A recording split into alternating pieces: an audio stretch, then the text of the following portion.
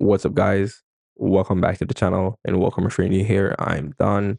As you can see, today we're in Master Duel, and that's mainly because Dracotail has arrived here. And with the arrival of Dracotail, I decided to revisit the Nekroz Dracotail. However, this time it would be for the go second build of the deck, where you're not really utilizing any of the spellcasters in the archetype. It's mainly the spell cards, obviously, for the fusions and the dragon monsters, just to break boards. Because Nekroz is really cool. You can set up like a decent board and all, but we're in 2025 going 2026, and most of the times, like, the most you can do is really like attrition their turn along with a red beard negate, which by all means is really good because you're negating and banishing a monster. So, but what we're looking to achieve is to go second, break the board, and hopefully go for game with the Dracotails. And this is not really something that you can show a combo. However, though, we can show replays. So, and that's pretty much what I have here.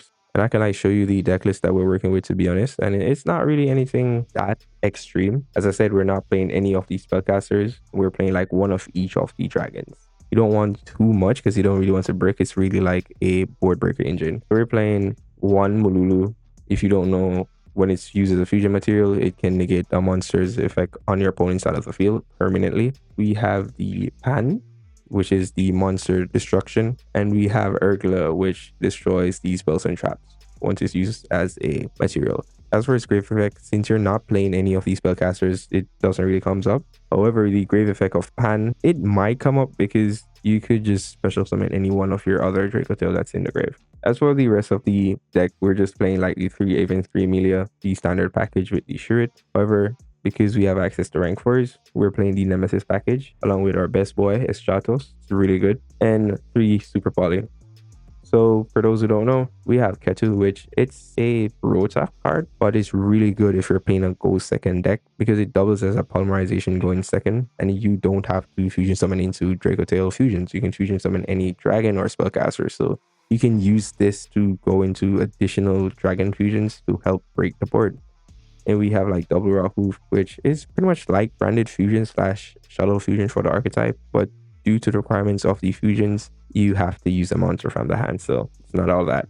Along with the traps, we have Horn, which it bunks attack position monsters on the field. Flame negates a face-up spell. Sting, it banishes a monster and or a spell or trap card from your opponent's grave, and all of the traps can place back a Dracotail card from the grave or banish to the bottom of the deck, then draw you a card. So that's their bonus ability. So all of them can be Ash or Bell, so keep that in mind. And this is really just a small rundown for those who aren't really familiar with the Dracotail engine or the Dracotail deck in general. So this is really for you to know. As for the fusions, we have a Gulamel, which all of the fusions require a Dracotail monster plus a monster in the hand. And its effect states that when a Dracotail card or effect is activated, you can target a card your opponent controls and destroy it. So you have to chain directly to that effect. So if they chain block it, you won't get a pop. As for its second effect, similar to the other fusion, if 2 or more monsters are sent to the grave at the same time while it's in the grave, except during the damage step, you can special summon this card, but banish it when it leaves the field. Now for our next fusion, which is the Arthalion, on fusion summon, it can target monsters on the field or in either grave and return them to the hand up to the amount of materials used in the hand to summon it. So that's something to keep note of. You can use it to recycle your cards. As for like utility fusions, we have Star Source, which requires a dark or light dragon monster plus a dragon monster. And when it's fusion summoned, you can target cards on your opponent field up to the amount of light or dark monsters used as its material and destroy them. As for the next one, we have our Philia Regis. It's like the SP, I guess. You can say that. And we have our big boy here, which is Secretarion. It's really good. It's a floodgate against the Dracotail archetype. It's a floodgate against branded or any other spellcasters or dragon decks, to be honest. And with that out of the way, let's get into like a replay or something.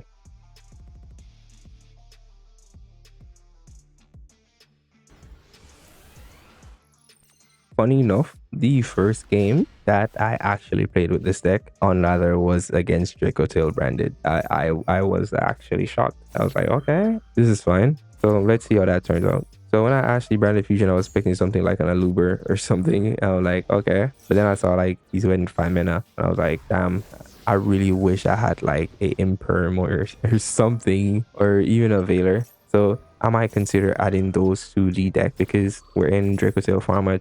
so might as well you have something for the Artalion. Before, I was actually playing like a banish Nekroz build where I was playing Typhoon and the one-off shifter. So yeah, it was really good, to be honest, because all the decks that I was facing were pretty much graveyard reliant decks, and you banishing the graveyard is pretty much death to them. So that's the thing. So as you can see, set fame, and right here I was thinking that, oh, I might have to try and play around this. So I was pretty much seeing what he's going to do, and one of my other worries was that, oh, he might go into something like a Secretarion if he knows to play, and like stop my Avens whenever I do anything. And I happened to top deck Ketu. I didn't want to use the Ketu because it's one of our strongest options at this moment, so I figured that might as well I tried a beta mode. I didn't think that we're playing Nekroz, so I added a Trishula. The funny thing about that is, if you target a Nekroz card, Trishula can negate it. However, I figured that I didn't need to negate that because I can always just banish it and add the next ritual spell. So what I'm going to do now is going to Banshee. And he figured that, oh, I'm going to do something heinous here. So he just went to go buy mana so he could trigger the Gulamel in order to pop my Banshee, which I can't blame him. He then went into the Zora. I'm like, okay, I know where this is going. I'm going to add the cycles, and I am going to go Ketu into my boy right here, the Artalion. And that's pretty much like how I clear this board. Artalion Chainlink 1 because I wanted that Ash back in the hand along with the Emilia.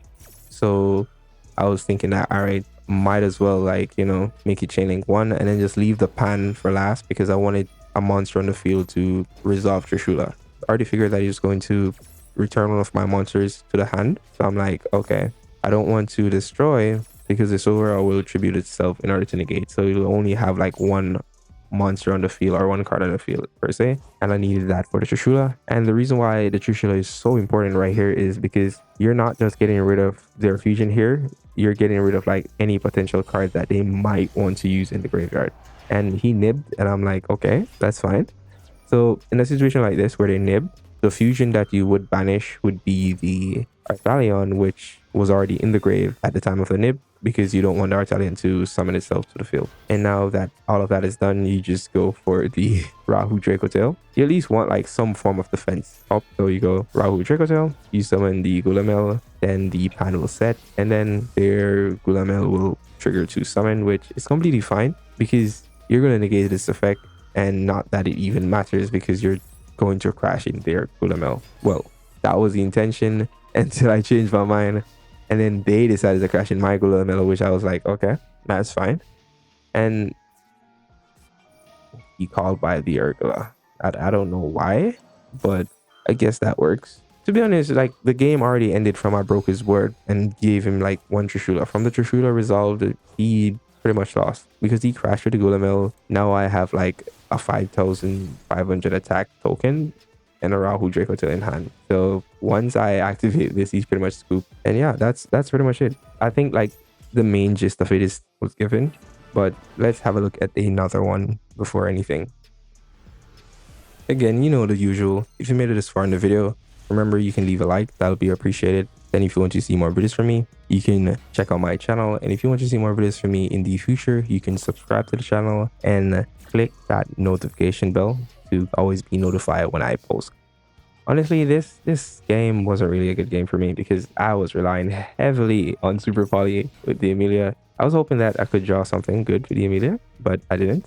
And I happened to top deck the Avens because my opponents were playing ninjas. He still managed to ash me again, so I guess it didn't matter. However, I was just going to do some gymnastics, go into a Banshee just to add the flag because I want that card out of my deck, like at least want it out of my deck.